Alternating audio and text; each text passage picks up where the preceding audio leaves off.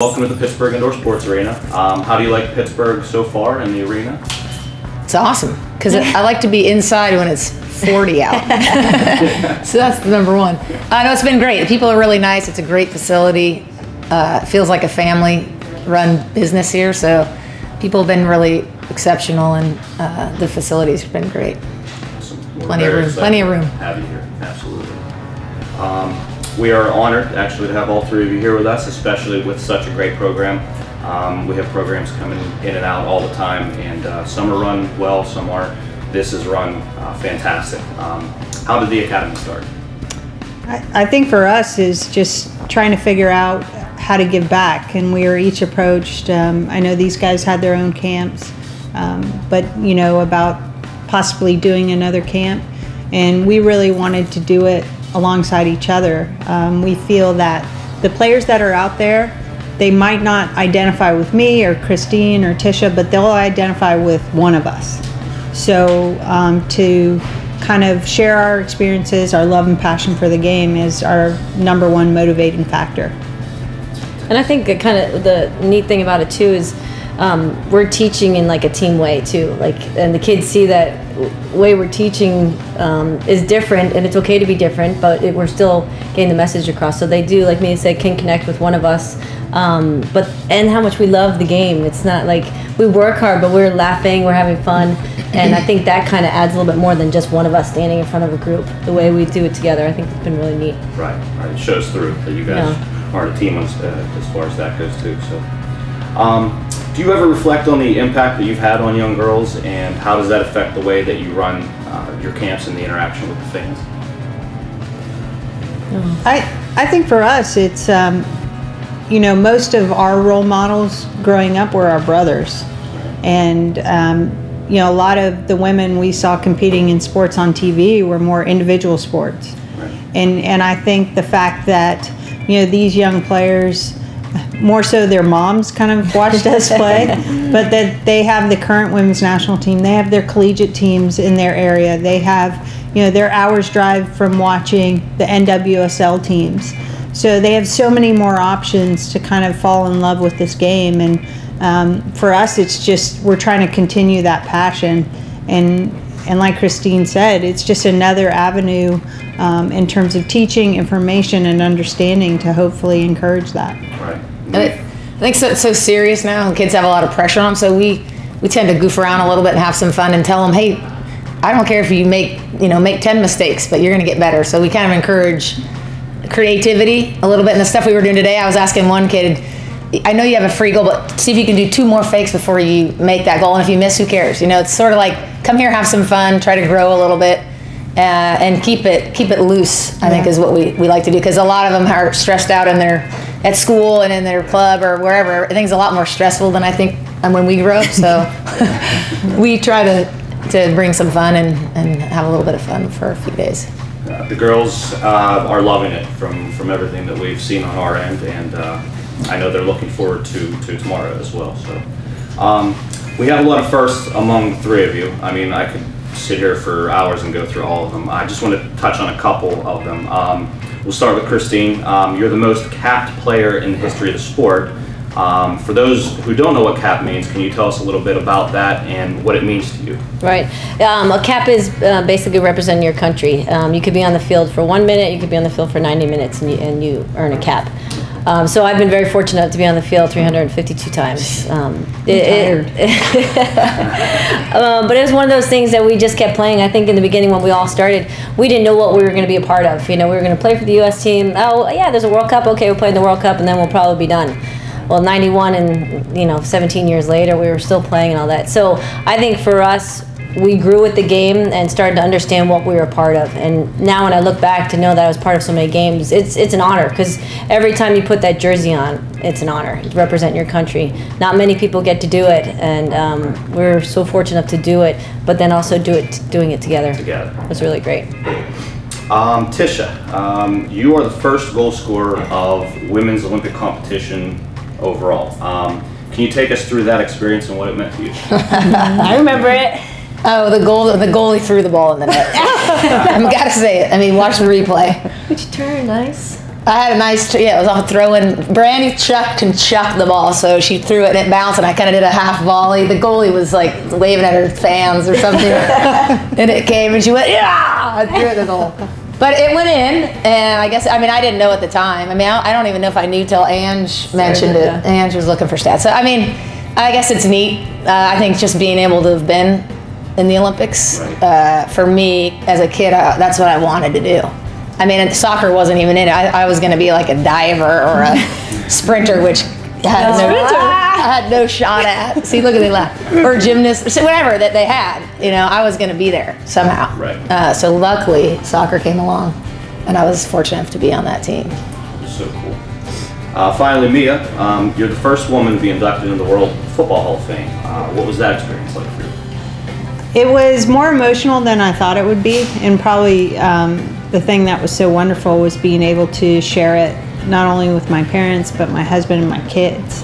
And you know, they weren't alive to watch me play, but to be a part of that experience, and I think for me to see where the sport has grown, and the message I basically said to them was that you know, don't ever take yourself for granted, and that you can do and be anything. I mean, I'm a living testament to it, and hopefully, you know, they feel loved and that they're surrounded by enough people that care about them to nurture them the way that we feel.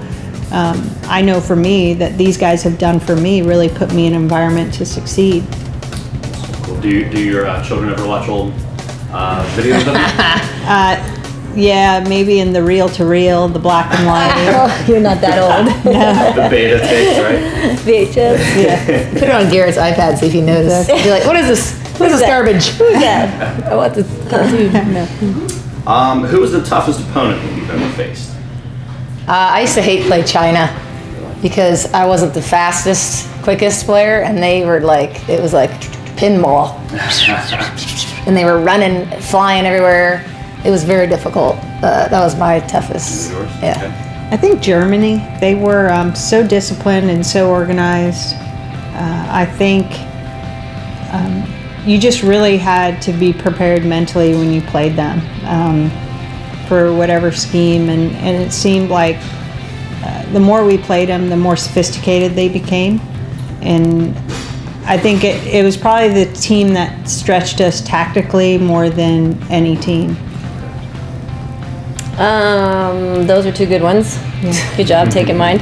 I would say I would throw Brazil in the mix just because they're unpredictable. They're such individual flair, and their personalities came out a lot. And I think for us, if we could weather the first half with them and kind of get them start maybe yelling at each other, then we were like, all right.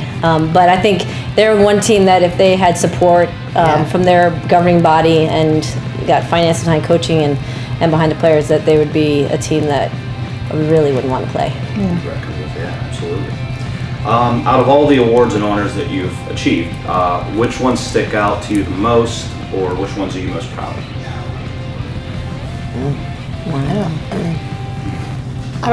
I don't have a whole lot. The one cool thing that I remember that stood out with me with this team was when I broke the record for caps. It was 150 something, 2 or something, and we were in Brazil, I believe. And the team, Tony Chico was our coach at the time, and the team was in the locker room. Tony said nice things, and then the players said nice things, and they gave me this really pretty bracelet. And they all gave me a standing ovation. So when you're recognized by your teammates and they make you feel like that, that was one moment of many that they made me feel well, but that really stood out for me. Yeah, especially when, like you said, when your team recognizes it. Yeah. And they're awesome, so I mean, then I had to be all right. Probably for me, one of the biggest honors was carrying the U.S. flag in the closing ceremonies in the 2004 Olympics. That's voted on by every kind of spokesperson for the team, each athlete, and to get that honor was unbelievable. And I think I was in shock, and just to see how excited my teammates were for me meant so much. It's awesome. Maybe because you guys were partying. You're like, yeah, dude, carry the flag, we'll yell.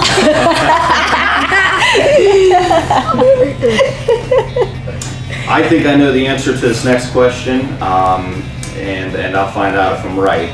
What do you miss the most about playing professionally?